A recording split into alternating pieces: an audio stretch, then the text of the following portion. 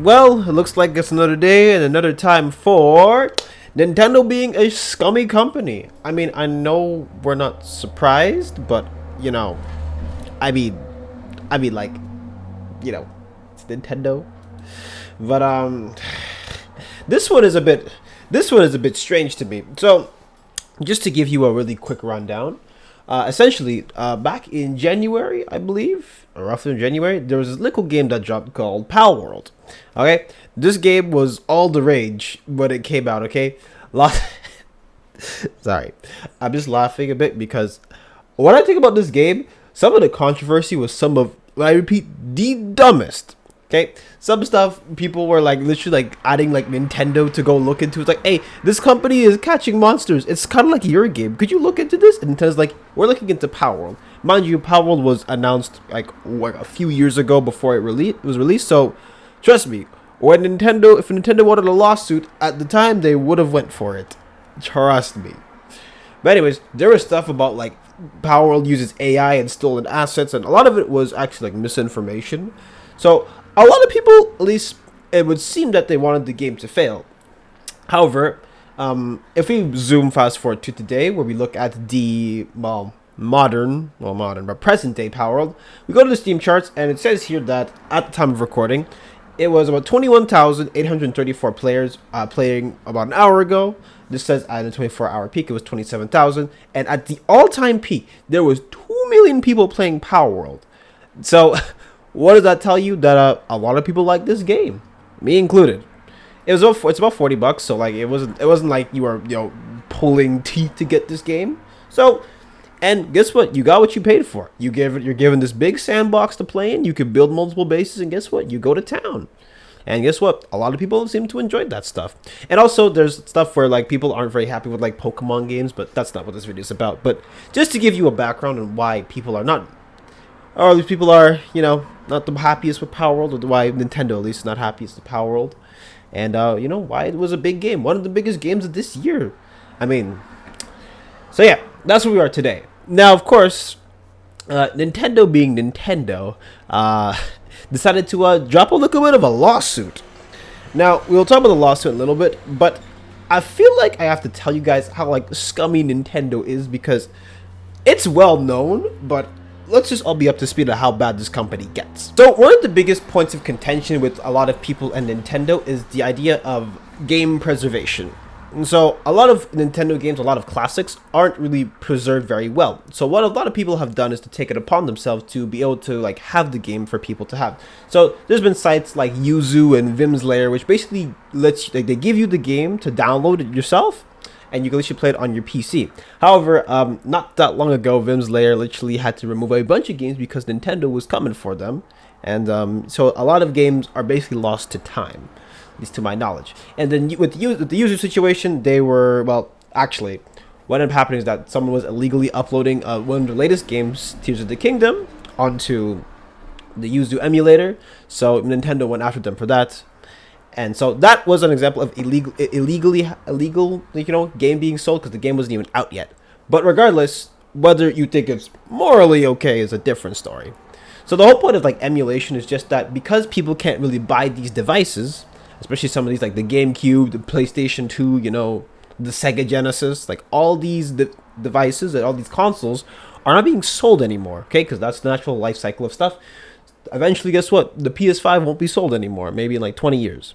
So, yeah, people take it upon themselves to try to archive as many of these games as possible. Even stuff that nobody plays, the whole point of it is that so people who want to eventually go back and play it, they will, try it out. And if they don't like it, they don't like it.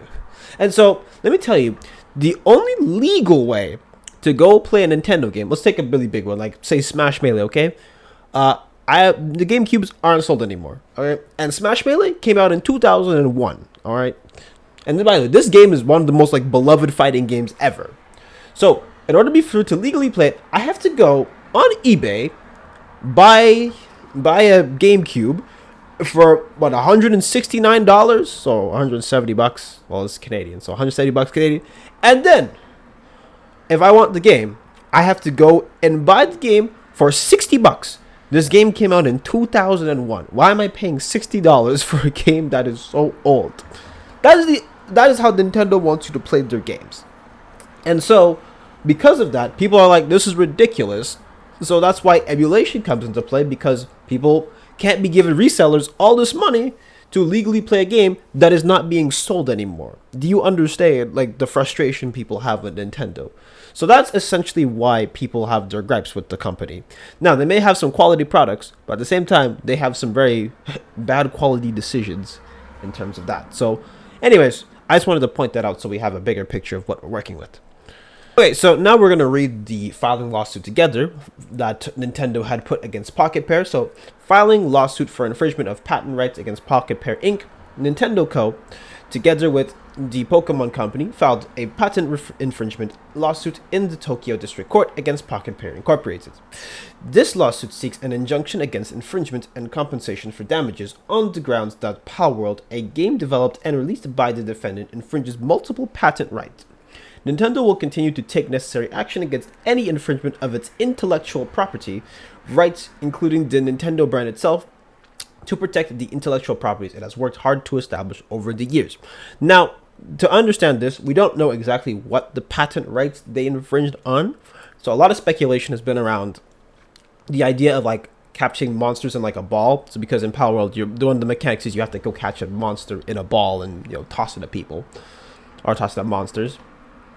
And so Nintendo has a hold on that, I believe, or at least people believe it. So that's one of the patents that people believe it. And others I've seen online where it's like there's game controls that Palworld borrowed, which is what it is. Nintendo's weird. Nintendo is weird like that, but yeah.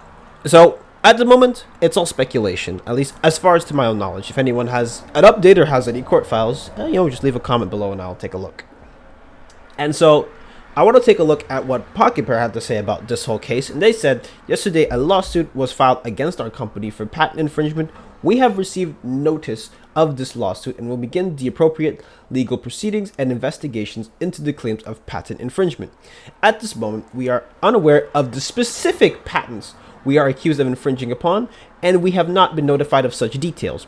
Pocket Pair is a small indie company based in Tokyo. Our goal as a company has always been to create fun games. We will continue to pursue this goal because we know that our games bring joy to millions of gamers around the world. Palworld was a surprise success this year, both for gamers and for us. We were blown away by the amazing response to the game and have been working hard to make it even better for our fans.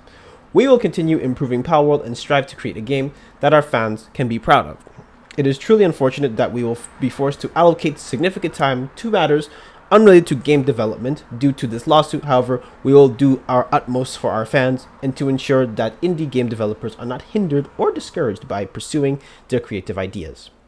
We apologize to our fans and supporters for any worry or discomfort that this news has caused. As always, thank you for your continued support of Palworld and Pocket Pair. So let me get this straight. So even the people who are being sued have no idea what they're being sued over. This is got... Oh my, oh man, oh man. Sorry, I need a minute. Could you give me a minute? Now, unfortunately, the element of tragedy in this case is the fact that Nintendo is one of the bigger companies in Japan. So they have money to spend, okay? And Pocket Pair doesn't have that kind of money. Now, Palworld may have raked in a bunch, but legal fees are not cheap. So while Nintendo can toss money at it all day, Palworld or Pocket Pair in this case don't have that kind of stuff. And it's kind of sad too, because when I play Palworld, I get what I come for, bro. I literally get, I get to catch monsters, make them build stuff, and hey, that's what it is, man. You just get to do what you got to do on Palworld, and that's it. Nothing too crazy about it. But the fact that Nintendo is literally filing a lawsuit against them is, it's typical Nintendo, but at the same time, it's like, why? It's like, why? And say it is like game mechanics. Do you know how many games borrow mechanics from each other? Like, it's actually, it's insane.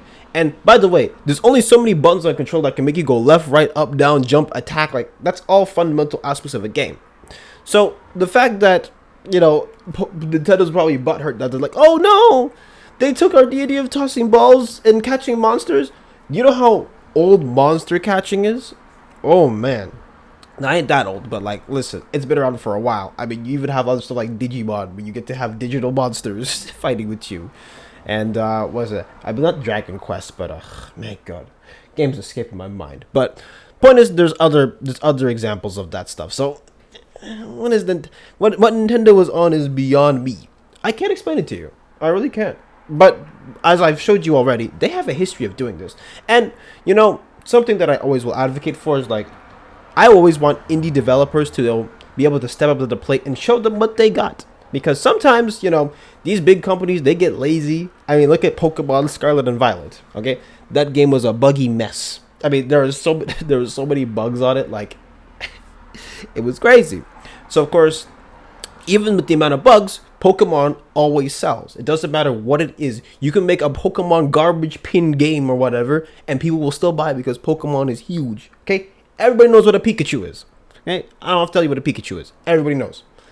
So imagine you own the rights behind Pikachu. Like, yeah, it be like that sometimes. But as I was saying, I really don't understand like why they have to go after Palworld in particular, and it took them so long too. So the fact that they were looking to find a way to sue Palworld, and then they're like, oh, guess what? We found this tiny little stuff that they infringed upon, so we're gonna go and file a lawsuit. It's like, it's like, oh, it doesn't make sense. So this game's been up for what, like 9 months, and now they found like the tiniest stuff. But like I said, we don't know what it is, but I guarantee you it's probably something so minuscule that it's crazy.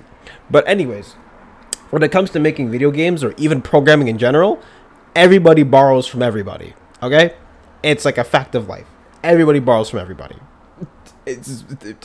Yeah, it's gonna happen because sometimes someone might have a really genius idea, and you can actually build upon that idea and innovate upon it. Okay, sometimes that happens, especially in a video game. Especially in a video game where it's like you could have there's so much potential. And guess what? Even your favorite games, like even stuff like Elden Ring, borrowed from other games before it. Okay, stuff. Even my favorite game this year, Final Fantasy VII Rebirth, borrowed some aspects from other open world games. It happens, but it's really what you make out of it. So it's just it doesn't make sense.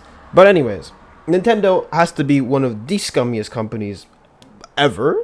And the fact that they are so, like, you know, they have their, like, a tight fist around every one of their IPs is insane to me. So, so hopefully Pocket Pair pulls out of this one successfully. And I hope that indie developers aren't, like, steered away from, you know, trying ideas that, you know, have been tried beforehand. Because why should you be deterred? But anyways, this lawsuit's insane for the wrong reasons. But regardless, that's enough out of me for today. I'll be keeping up with this case as it goes along, so hopefully there's another update, but lawsuits take their time, so we won't get stuff for a while. But anyways, if you enjoy this type of content and you'd like to hear more from me, make sure you like, comment, and subscribe, and follow my social down in the description below. But that's it. See ya.